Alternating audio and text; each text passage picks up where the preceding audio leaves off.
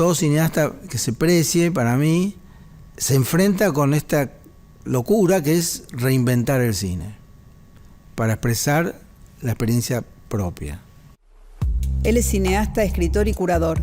Creció rodeado de arte, política e ideas. Sus documentales mezclan memoria e intimidad en películas como La televisión y yo, Fotografías, 327 cuadernos o Ficción privada. Fue fundador y director del Bafisi, enseñó en Princeton y hoy dirige el programa de cine de la Universidad Di Tella. Sus películas circulan en festivales de todo el mundo. Hoy en la Agenda TV nos visita Andrés Di Tella.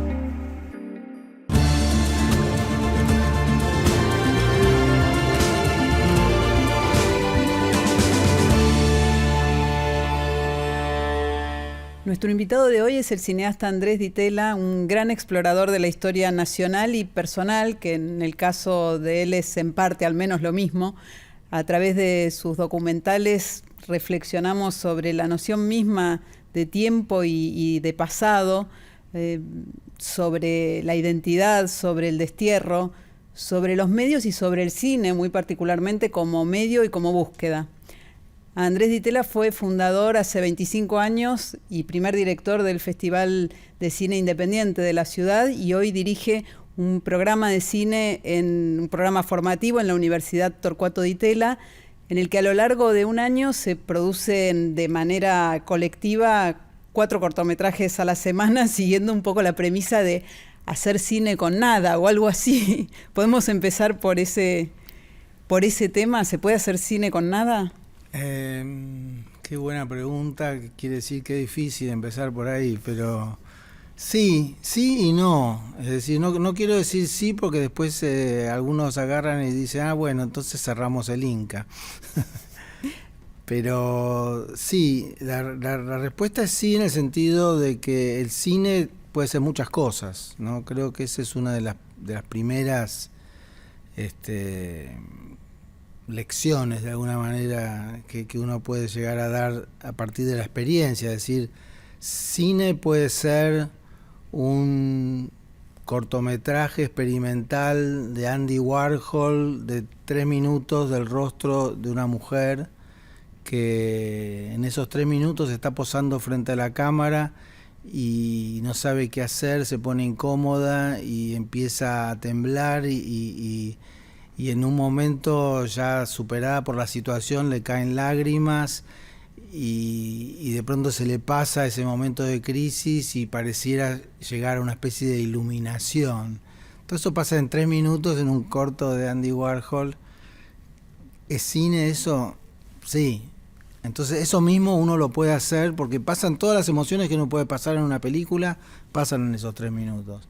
En una película me refiero a un largometraje. Entonces uno puede hacer eso mismo con un celular y es cine. ¿Y cuáles son los medios, los recursos de producción en el caso del programa de cine que dirigís? Bueno, el celular y no mucho más. No, es decir, la gente que se presenta al programa de cine en general ya estudió cine, la mayoría, algunos son artistas, otros son escritores, o sea, tratamos de que haya una mezcla de trayectorias y de experiencias. Y entonces hay gente que tiene un equipo mínimo para filmar. Y la idea es hacer una película por semana, porque de ese modo el hacer te da ideas. En vez de tener una idea, que uno es bastante limitado, si pienso en mí mismo, ¿cuántas ideas tiene uno? En general son ideas robadas. En cambio, cuando salís a la cancha y te ves obligado a hacer algo, y de una semana para otra, entran en juego a veces recursos que no sabías que tenías. Y de lo que estás haciendo te empieza a guiar, bueno, para allá es la cosa. A mí me pasa en mis películas, o sea, si bien yo escribo un guión, pero después en el rodaje cambia todo. Y un poco se queman los papeles y en buena hora se queman los papeles.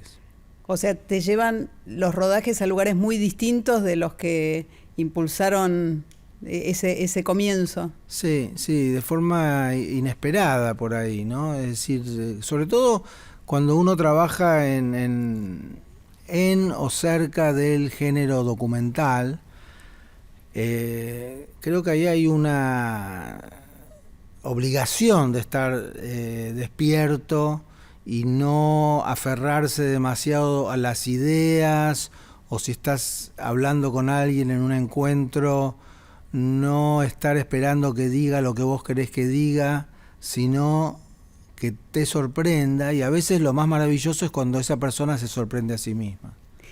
Creo que es Marta Andreu, que en el libro que compilás con ensayos de los invitados, de los directores invitados al programa de cine, creo que es ella la que menciona el comentario de una alumna que descubre, bueno, pero entonces el documental es como la ficción, pero con accidente. Ajá, sí, claro. Tiene que ver con esto imprevisible que termina reorientando la historia. Sí, creo que ella, no sé si, creo que ella también dice como que el buen documentalista es el documentalista que tuvo suerte. Es decir, que pasaron cosas que cambiaron justamente lo que pensaba hacer, y se vuelve algo más interesante por lo impensado, ¿no? Entonces ahí hay algo que hay que estar atento a eso. Es decir, a mí me pasó una vez que yo iba por la calle, no sé, no me acuerdo dónde iba, pero tenía que agarrar una calle y yo dije, agarrá Nicasio Vega, dije, y me confundí. Entonces el taxista me corrige y me dice, no, Nito Vega, otro error. Y yo digo, ¿cómo va a ser Nito Vega? Es Nicasio, ¿no? Sos taxista, ¿no sabes eso? Y de pronto veo el cartel de la calle y es Niceto Vega, ¿no? Y me parece que en esa pequeña anécdota ridícula también está el riesgo de creer que uno ya sabe, y al punto de que ni siquiera lees los carteles de la calle. Y que uno, supongo que quizás inicia un proyecto con un bagaje de prejuicios importante, ¿no? Que hay que ir desmontando a medida que se va encontrando con las sorpresas. Sí, porque inevitablemente pensamos en lugares comunes, en prejuicios, o mejor dicho, a veces es peor, los prejuicios piensan a través nuestro, ¿no? Hay una definición que dio alguien alguna vez sobre qué es la ideología. Uno a veces tiende a pensar que la ideología son las ideas que uno tiene, pero en realidad son las ideas que tienen a uno. Es decir, son las cosas que uno se comporta de determinada forma frente a la realidad, frente a las otras personas, de manera casi inconsciente, porque está obedeciendo a esa ideología. Entonces es algo parecido. Entonces, para mí, cuando uno hace una película, es muy importante tratar de romper esa especie de corset de lo que uno ya sabe, de lo que uno ya piensa, lo que uno espera, y tratar de encontrarse con lo inesperado, lo desconocido, y esperar que el resultado de eso en una película sea también lo mismo para el espectador, que el espectador se sorprenda un poco, se encuentre con algo que no había pensado, y que eso a su vez, en el mejor de los casos, ilumine un poco su propia experiencia. Es decir, bueno, la próxima vez me voy a fijar en los carteles de la calle. En el caso de Mixtape La Pampa, ¿cómo empezó y qué sorpresas redireccionaron esa película que es la más reciente? Sí, esa película empezó con una idea como muy genérica, como si te dijera redacción tema La Pampa, ¿no? Así como si estuvieras en el colegio, o sea, de un lugar común absoluto. A veces pienso que es mejor empezar con un lugar común y no llegar a él, ¿no? Es decir, a veces uno piensa rebuscando una idea original, y terminás en un lugar común. Entonces, en este caso empezó por ahí, y todas las asociaciones que se podían hacer en torno a esa entidad que es la Pampa, ¿no? Como que es un poco como si fuera la patria. Es decir, la identidad nacional pasa mucho por ahí, la historia nacional pasó por ahí, las asociaciones, el gaucho, la Pampa, el ombú. Le presenté el proyecto a la productora, Le escribí 4 o 5 páginas y le gustó, y a la semana siguiente se decretó la cuarentena. Esto fue en 2020, parece hace un siglo. Sí. Y ahí me pasó algo raro, que es que me obligó, a, como no podía hacer otra cosa, a investigar. Entonces me puse a investigar muchísimo, demasiado, y pensando en personajes históricos, de pronto me aparece William Henry Hudson, alias Guillermo Enrique Hudson, que es un poco el hilo conductor de la película.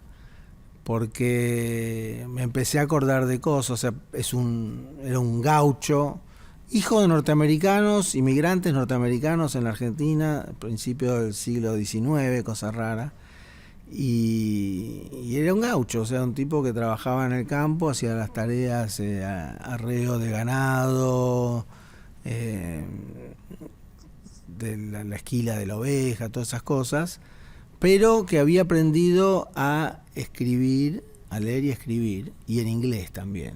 Venía en el verano una especie de profesor que les enseñaba, porque no fue al colegio ni nada. Y Hudson, de gaucho argentino, si bien con ese nombre, en ciertos momentos, a los 33 años, o sea, bastante grande, se sube un barco rumbo a Inglaterra, que era lo que él consideraba como su patria, si bien él nunca había vivido en Inglaterra y sus padres no eran ingleses, claro, pero había algo como imaginario, y con la imaginación también, porque era un gran observador de la naturaleza. Hudson era una especie de monstruo de la memoria increíble, de capacidad de retener detalles al observar la fauna y la flora también. Y se va, él había estado enviando ejemplares de aves de la pampa a un museo en Londres y también en Estados Unidos, y entonces pensó, puedo ser naturalista, quiero ser naturalista. Había leído, sus pocas lecturas era el famoso libro de Darwin, El origen de las especies. Darwin es otro que también anduvo, claro, por acá, viste, unos, claro, años antes. Entonces dice, yo quiero ser como Darwin. Y claro, llega a Inglaterra y le dice, macho, tenés que ir al colegio primero. Entonces para él fue una enorme frustración. Pasó años muy difíciles, de miseria, hasta que empezó a escribir, como forma de ganarse la vida. O sea, empezó a escribir en los diarios, revistas, cualquier cosa. Y en un momento descubre que lo que tiene en la cabeza es su vida en la Argentina, su vida en la Pampa, como gaucho. Entonces empieza en esta segunda vida en Londres, empieza a escribir sobre eso, y así es como ya bastante avanzado en edad, lo descubren otros escritores como Virginia Woolf, Joseph Conrad, grandes escritores ingleses. Dicen, este escritor es increíble y nos está presentando un mundo que desconocemos. Entonces, ya muy grande, se hace famoso, pero muere. O sea, murió a los 72 años, creo que en esa época, realmente edad muy avanzada. Y llega a un nivel de fama tal que al año de su muerte le hacen un monumento en Hyde Park, en Londres. Y ¿cómo llega de vuelta a la Argentina Hudson? En un momento, Victoria Ocampo invita a la Argentina, ella invitaba a celebridades literarias de todo el mundo, a Rabindranath Tagore, era el poeta hindú premio Nobel en ese momento. Llega a la Argentina en el barco, va un periodista de La Nación a entrevistarlo, y la típica pregunta que hacemos los argentinos es: ¿qué sabe de nosotros? ¿Qué sabe de la Argentina? Y Tagore sorprende al periodista diciendo: lo sé todo, porque soy lector de Hudson. ¿De quién? Bueno, y ahí se empiezan a ver quién era Hudson, y empiezan a descubrirlo acá Borges. Borges había escrito sobre Hudson sin saber que era argentino, por ejemplo. en 1920, qué sé yo. Después, bueno, lo empiezan a traducir y se vuelve un escritor argentino. Lo argentinizan. Y bueno, eso culmina cuando nombran una estación de tren y una localidad, Guillermo Enrique Hudson. Y se empezó a leer en las escuelas y todo. 100 años después, porque él murió hace 100 años, hoy Hudson es completamente olvidado. Y la gente conoce el peaje Hudson, camino a Mar del Plata, ¿no? Y en Inglaterra también, completamente olvidado. Entonces son esas paradojas. Bueno, hasta Mixtape, ¿no? Que vos empezás a tirar del hilo de esa investigación y aparece incluso la idea de que la muerte le llega mucho antes, porque en sus propias cartas que vos recuperás dice que su vida terminó cuando se fue de aquí. Sí, eso es muy tremendo. O sea, él tenía 33 años. Sí, su vida es como que después él se dedica a escribir sobre su vida, como si el resto de su vida, que son 40 años, fuera una especie de vida póstuma. Es un poco triste, pero bueno, a la vez yo creo que es raro, es como que él no considera su vida de escritor como vida. Y sin embargo escribió unos libros maravillosos, realmente maravillosos.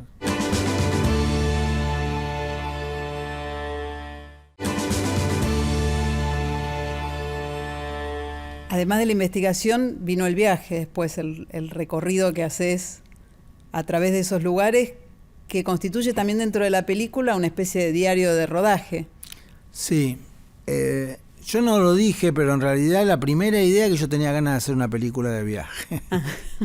Entonces digo, ¿por dónde puedo viajar? Está. Por la Pampa, ¿no? Y además, efectivamente, lo que me da el viaje es la posibilidad de escribir un diario de viaje. Y el diario de viaje, yo sé de antemano que me permite todo. Es decir, en un diario, yo escribo todos los días, ¿no? En un cuaderno que tengo por ahí, en un cuaderno entra todo. Es decir, puede haber un sueño, puede haber un encuentro con alguien, una conversación, la anoto, una observación, un recuerdo, la historia de alguien que estoy leyendo, investigando. Entonces yo partí con esas dos ideas, las huellas de Hudson. Entonces la investigación me sirvió para saber exactamente dónde había estado él en La Pampa, porque él nació en lo que hoy sería, bueno, Florencio Varela, pero a los 18 años, cuando muere la madre, él decide irse de ese lugar y se va conchavando en distintas estancias a lo largo de todo lo que en ese entonces era La Pampa, que no es la provincia de La Pampa, sino sería más Buenos Aires, Santa Fe, inclusive el sur, llegando a la Patagonia. Entonces, eso fue todo un trabajo que un poco nos lo permitió la pandemia, de ver registros militares. Él hizo lo que era el servicio militar, o sea, en la lucha contra los pueblos originarios. Eso es una paradoja interesante de lo que le pasa a Hudson, que, bueno, eso demuestra también que era un gaucho bastante humilde, porque las personas acomodadas no hacían ese servicio militar, y menos en esas condiciones, en la frontera, ¿no? O sea, en un fortín de frontera, que era durísima la vida ahí. Entonces él hizo eso, y pudimos saber exactamente dónde estuvo, en el regimiento de Azul, en tal fortín, y era muy emocionante estar en esos lugares medio olvidados, perdidos, y saber que Hudson estuvo ahí, ¿no? Así que esos dos caminos, seguir las huellas de Hudson, es un fantasma. Estamos persiguiendo un fantasma inacible, ¿no? Es alguien que murió hace 100 años, imagínate, de otra Argentina, otro mundo. Y por otro lado, el diario de viaje. Entonces el diario de viaje efectivamente me permitía meter un sueño. Entonces sueño con mi mamá, entonces lo meto.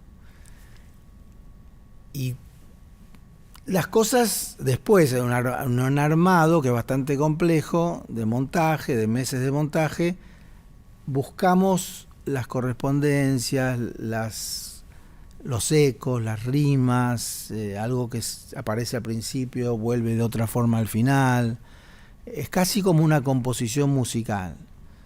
Y ahí también me ayudó una casualidad, como decíamos antes, algo inesperado, que pasó realmente una semana antes de que yo saliera ya en el viaje de rodaje, que tuvimos un mes de rodaje.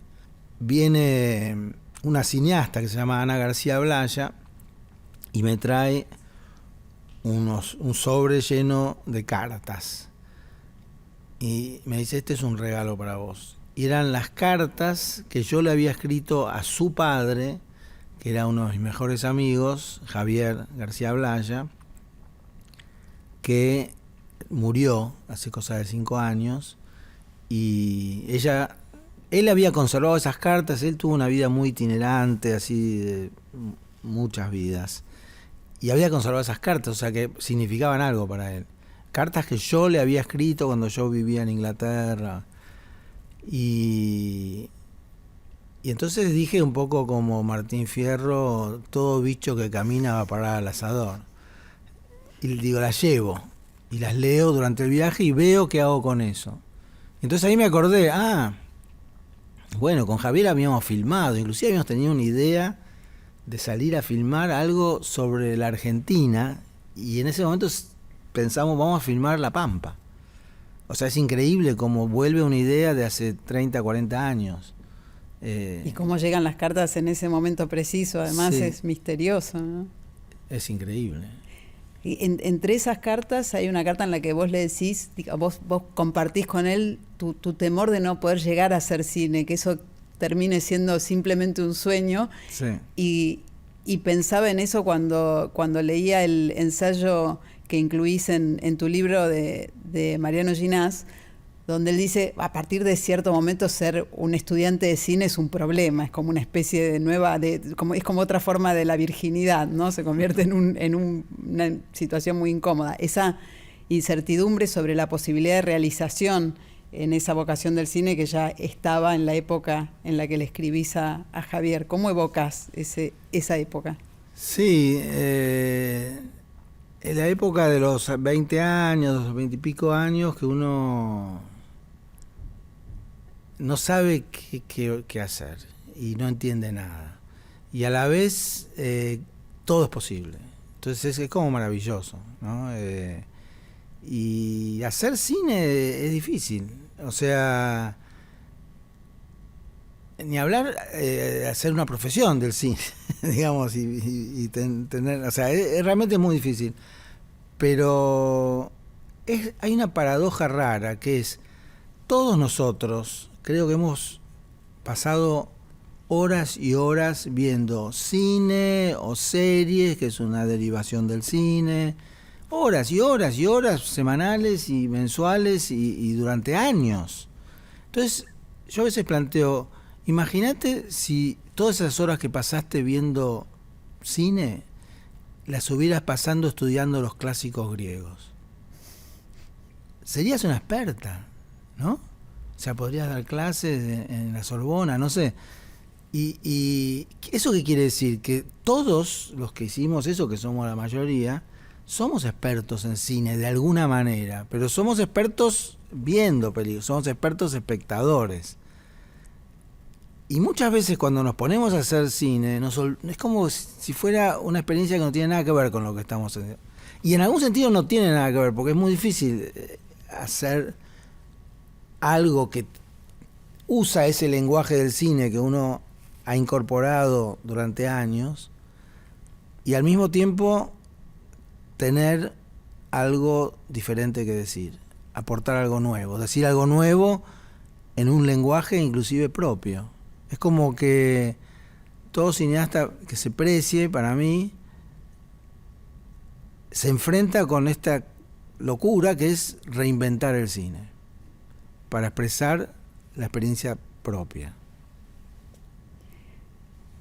En algún caso, creo que en alguna entrevista dijiste, toda biografía personal o familiar es de alguna manera una biografía del siglo XX. Hay mucho de tu historia personal y de tu biografía en tu cine documental, y hay mucho de eso, de la posibilidad de conectar para el espectador la experiencia personal tuya con su propia experiencia y con una experiencia social y compartida. Sí. Y esto quizás desde Montoneros, desde la película. Montoneros. Digo, desde Montoneros hacia acá, a través de todo tu cine, y particularmente en algunos en los que pones el foco en tu historia familiar. Sí. Pero para todos hay experiencias compartidas en esa historia que abordás. Mira, está muy bien lo que decís, porque yo, por ejemplo, cuando hice Montoneros una historia, así se llamaba, que era fue la primera película que se hizo sobre la experiencia de la lucha armada en Argentina. Que ahora es un tema tan, digamos, que atraviesa ensayos, cine, todo, pero en aquel momento, año 90 y... Yo la hice entre el 92 y el 94. Se estrenó en la televisión en el 94 y después se dio en los cines, en otra versión. Pero... se llama Montoneros una historia, Montoneros, una historia, porque un poco cuenta la historia de los montoneros, pero sobre todo lo cuenta a través de la experiencia de una chica, Ana Testa, que era una joven militante, lo que en esa época se llamaba una perejil, es decir, alguien sin importancia, porque me parecía que a través de eso no era una líder ni mucho menos. Yo lo que quería era qué me hubiera pasado a mí si hubiera nacido unos años antes, y probablemente me hubiera tocado como miles de jóvenes que se metieron en la juventud peronista, Montoneros. O sea, digamos, hoy uno puede tener una mirada muy crítica hacia eso, pero en ese momento había toda una ilusión en torno a eso, y era como, no sé, seguir a los Redonditos de Ricota. O sea, tenía algo así, sin menoscabar ni una cosa ni la otra. Y entonces la historia con H mayúscula, lo que fue los años 70, la gesta, digamos, de Montoneros y la represión y la dictadura militar, digamos, todo eso lo atraviesa Ana, y la película lo cuenta a través de su historia personal. Es una historia de las muchas que uno podría contar. Y creo que es una forma para mí fue una forma de acercarme a esa experiencia. ¿Cómo fue vivir eso realmente? No me cuenten la historia en general, en plano general. Quiero, a nivel individual, ponerme en los zapatos de Ana. ¿Qué hubiera hecho yo? Bueno, hay un montón de dilemas, como se pueden imaginar, en esa experiencia que le tocó vivir, que terminó en los sótanos de la ESMA. Es muy dramática, pero eso mismo en algún sentido podría aplicar a mi propia familia y mi propia experiencia familiar. Es decir, yo tengo una familia particular. Mi papá, Torcuato Di Tella, intelectual, en la última etapa amigo de Néstor Kirchner, escribieron un libro juntos, fue ministro. En una etapa anterior fundó el Instituto Di Tella, que hoy es la universidad, con su hermano Guido. Y entonces hay muchas cosas que digamos, puede decir, es una persona bastante excepcional. A la vez no deja de ser mi papá, ¿no?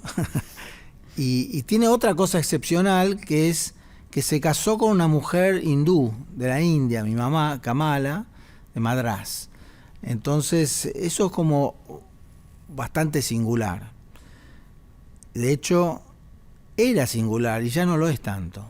Es decir, hoy en día ese tipo de circulación de las migraciones, de la gente que va de la India a Estados Unidos o de Argentina a Europa, digamos, todo ese movimiento es casi paradigmático de lo que es la realidad actual, ¿no? Es curioso, esto sucedió, ellos se conocieron en los años 50, cuando había leyes que prohibían la relación entre personas de distinto color de piel en Estados Unidos.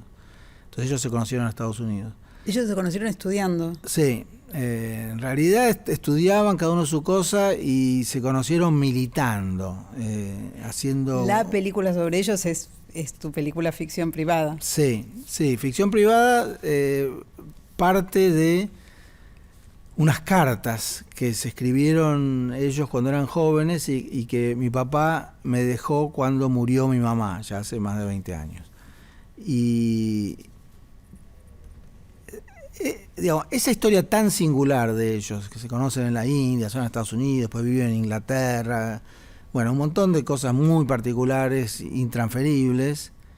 Sin embargo, yo lo que traté de hacer en la película es tratar de despojar, manteniendo la cosa real, singular de su vida, pero quitándole un montón de contexto, de detalles, cosa que yo creo que sucedió con la película, que vos, que no tenés una madre hindú o que tu papá no fundó el Instituto de Itela, igual podés encontrar a tu mamá y tu papá o quien te haya cumplido esa función. A veces no es ni tu papá ni tu mamá, sino otra persona. Puede ser una abuela, puede ser, no sé, una vecina, qué sé yo, a veces. Y eso pasa en la película, yo lo sé porque estaba hablando muchísimo con gente que la vio. Justo se estrenó, además, en el momento de la pandemia.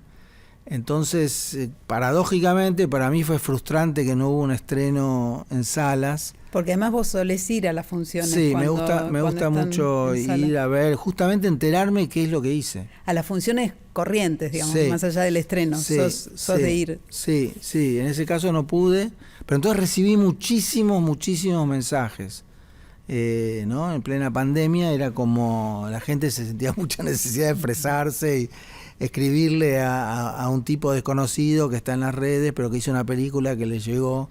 Y de hecho, por la misma pandemia, la gente estaba viendo muchas cosas y esa película, no sé, la vieron como 500.000 personas, que, o sea, si hubiera estrenado en el cine lo hubieran visto 5.000. Entonces fue muy rara la experiencia. Pero...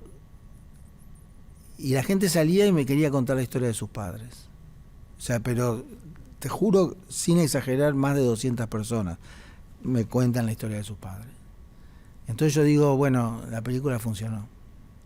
Algo de eso también pasa en Mixtape La Pampa, ¿no? Porque en esa historia en la que aparece el destierro de Hudson, el tuyo también de alguna manera, muchos se ven identificados. Sí, es rarísimo lo que pasó ahí. Yo ahí no me lo esperaba. En ficción privada creo que lo hice más deliberadamente. Uno nunca sabe qué va a terminar pasando con la gente, pero en este caso fue más inesperado. Porque yo dije, ¿a quién le va a interesar la historia de un gaucho inglés del siglo XIX?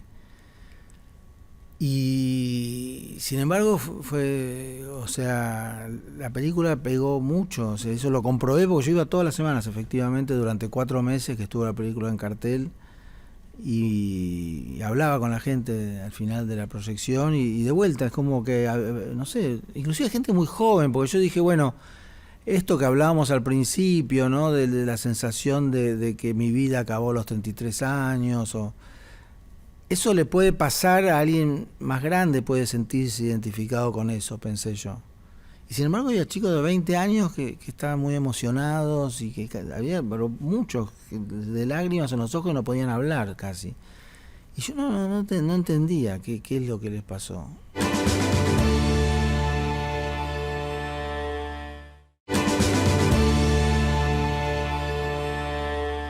Vos viviste el exilio con tus padres de chico. Sí, en ese momento no sé si es un exilio, si bien había una dictadura militar acá de Onganía, no era tan terrible, pero bueno, se dio una coincidencia de que sí, viví como 7 años entre principio Estados Unidos, después Inglaterra. Y después yo, durante la dictadura militar del 76, yo me volví a ir, ahí sí había un poquito una situación más apremiante, digámoslo. Mi padre y mi tío fueron detenidos, o sea, los soltaron bastante rápido, por suerte, Pero mi tío se fue con toda su familia a vivir primero a Uruguay, después a Inglaterra. Mi padre no, porque bueno, no sé, es más. Pero él sintió que sí, que yo y también mi hermano se fue a vivir al norte. Yo me fui a Inglaterra, donde pude estudiar, y cuando vuelvo, la guerra de las Malvinas. Entonces, justo yo venía de Inglaterra.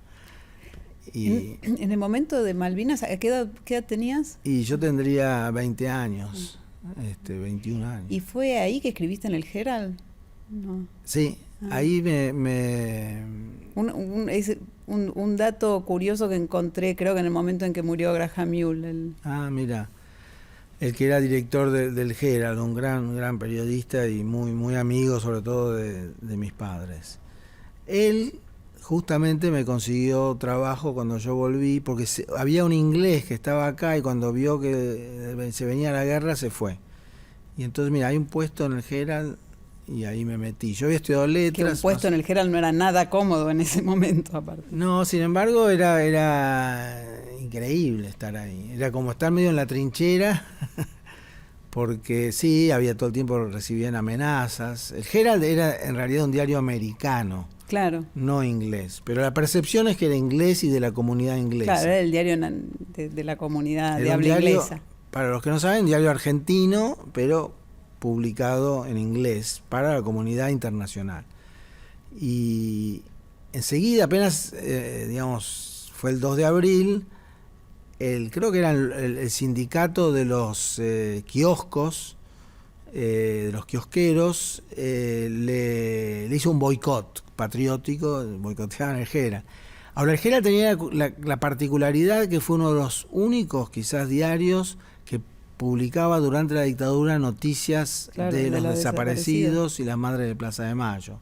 Por eso fue amenazado de muerte múltiples veces el director Robert Cox, y después Andrew Graham Newell también, y se tuvo que ir. O sea, varios periodistas se tuvieron que exiliar porque eran bastante valientes o inconscientes o contaban con un supuesto apoyo de la embajada norteamericana. Es decir, los militares podían llegar a pensar eso. En los hechos no era así, porque no se metían en la embajada, pero eso por ahí les daba como mayor valor. De hecho, se demuestra que se tuvieron que ir. O sea. Tal cual. ¿Y la experiencia como periodista fue, digamos, aislada en ese momento? ¿Se traslada de alguna manera a tu ejercicio de escritura cotidiana y sí. a tu trabajo de documentalista, supongo? Sí. Yo trabajé varios años de periodista, como 5 años después, y era un momento espectacular del periodismo. O sea, era como... había un interés por las noticias, no había internet, no había nada de eso. O sea, la televisión de 5 canales, no había ni televisión de cable. Entonces había todo el tiempo revistas nuevas, un momento de revisión sobre lo que pasó en la dictadura, sobre la historia argentina. O sea, fue un momento realmente hermoso para ser periodista. O sea, yo tuve un montón de colegas, personajes increíbles. Trabajé para Jacobo Timerman, fui compañero, no sé, de Martín Caparrós, compañero. O sea, fue una época que recuerdo con mucho cariño. Y además era un momento todo lo contrario de lo que está pasando ahora. Es decir, cada semana se abría una revista, un diario nuevo, y te contrataban y te pagaban el doble de lo que te pagaban en el anterior, que es al revés de lo que pasa ahora, ¿no? ¿Y cómo ves esto que sí pasa ahora de la expansión, de la proliferación de los medios audiovisuales y en distintos formatos, soportes y plataformas? Hay una frase de un escritor mexicano, Monsiváis, que dice: ya no entiendo lo que está pasando, o ya no está pasando lo que estaba entendiendo. Eso me refleja un poco. Es decir, la verdad es que no sé qué está pasando. Yo, la verdad que lo que antes era como el enemigo para mí, como cineasta independiente, documentalista, que era la televisión. La televisión era el peor de los males. Y ahora desapareció prácticamente la televisión, es como que se refugia en lugares así como este.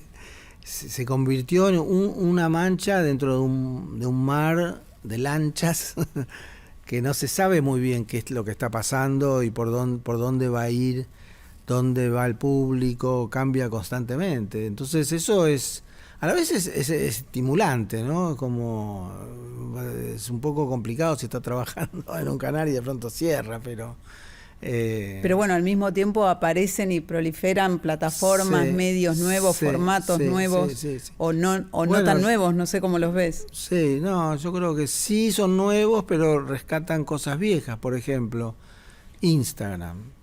Yo soy bastante cultor de Instagram, o sea, y a mí me sirvió como motivación para postear mini películas. Entonces yo lo consigo así, entonces me da una motivación para salir con el celular, siempre el celular lo tenés siempre en el bolsillo, entonces eso es como un sueño. Antes no podías tener un equipo de filmación en cualquier momento. Entonces, volviendo a esa película que mencioné al principio de Andy Warhol, que para mí fue toda una revelación cuando la vi por primera vez, a los 18 años, fue decir, bueno, sí, una película puede ser, no sé, filmo un árbol en el viento y todo lo que pasa durante un minuto, que es lo que te permite Instagram, tiene algo cinematográfico. Es decir, creo que te conecta con esto, con la naturaleza o con el tiempo que pasa, o de pronto un árbol solo, es como una especie de Dios, no sé, ¿no? Hay algo que a mí me pasa con ese medio en particular que me permitió, de hecho de eso yo hice una película que se llama Diarios, que no es solo los posts de Instagram, pero me empezó así. Y entonces, bueno, creo que no hay que meter la cabeza en el agujero como el avestruz, sino, bueno, animarse a mirar qué está pasando, y por ahí algo puede ser un estímulo, o algo puede producirse algo nuevo, no sé, me parece que yo lo vivo así, a la vez con miedo, ¿no? Porque todo el fenómeno de la inteligencia artificial, por ejemplo, asusta. ¿Te asusta pensarlo en función a tu lenguaje? En función a mi lenguaje y a mi vida, y a la vida de la sociedad. Es decir, cuando empieza a hacer imágenes muy realistas de cosas inventadas, entonces ya no sabes qué es verdad o no. Eso me parece preocupante. La pregunta sobre qué es verdad o no aparece con cierta frecuencia en el documental en relación al documental, ¿no? Es una pregunta bastante presente en el espectador también, totalmente, ¿no? Sí. ¿Dónde está la verdad sí. en una película documental? ¿Dónde te metiste? Es muy difícil eso.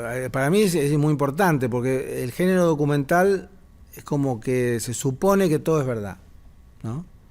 Y en ese se supone que todo es verdad. Puede haber manipulaciones, puntos de vista, omisiones, bueno, es más, no puede no haber. Inevitablemente. Entonces yo un poco lo que empecé a hacer hace ya muchos años, en mi pelea íntima con mi amigo íntimo, que es el documental, que lo odio y lo amo, y dame más, diría Charlie, es poner las cartas sobre la mesa, intentar poner las cartas sobre la mesa. Es decir, esto es una película que hizo una persona, y es una construcción. Entonces ahí hay una forma también, bueno, el espectador puede tomar eso como, ok, y le da quizás, esto por ahí es muy optimista, instrumentos al espectador para después enfrentarse a todo este océano confuso de medios, y entonces preguntarse por las imágenes. Esta imagen, bueno, es inteligencia artificial, por ahora nos damos cuenta bastante. Esta otra imagen es una manipulación, esta es realmente la situación total o es un recorte de 30 segundos, cosas que se discuten mucho en la sociedad, y eso me parece bastante sano también, y mucho en las redes pasa eso. Así como hay fake news y mentiras y aberraciones y insultos de todo tipo. También hay debate. También hay debate sobre las imágenes, sobre el contenido, sobre la manipulación. O sea, hay una inteligencia bastante sorprendente de los consumidores de los medios, que a veces no se toma en cuenta. Se supone que todo lo que dicen los medios se lo traga la gente así nomás. Bueno, somos expertos, como dijiste. Es verdad, claro, es lo mismo, sí. Andrés, me gustaría pedirte retomar un texto con el que cerrás el libro, Una película es todo el cine, que tiene que ver con el origen de tu vocación por el cine y con tu propia experiencia inicial. Si podés compartirlo con nosotros leyéndolo, me parece que sería una muy linda manera de cerrar esta conversación. Bueno, cómo no. Es un texto que refleja un poco lo que significa el cine para mí. Es un poco largo, pero bueno, lo voy a leer. Yo creo que la primera página puede cerrar muy bien. Le puse manifiesto. Me preguntaron por qué hago cine. En el cine me pasaron cosas que no me sucedieron en ningún otro lugar. En la sala oscura, bajo el halo de luz del proyector, rodeado de desconocidos, en silencio, tuve experiencias muy personales, no sé cómo llamarlas, trascendentes. Fueron experiencias de mucha intensidad, que al mismo tiempo me dejaban afuera. Durante 90 minutos, mi vida quedaba en suspenso, en otra dimensión, como si se tratara de una mezcla imposible de sueño y examen de conciencia. Las películas revelaron aspectos de mí mismo que de otro modo no hubiera descubierto. Emociones, recuerdos, asociaciones, contradicciones, el lado oscuro. También pude vislumbrar cosas en potencia, posibilidades de vida que no había imaginado. Bueno, sigue, pero... Muchas gracias, Andrés. Gracias a vos.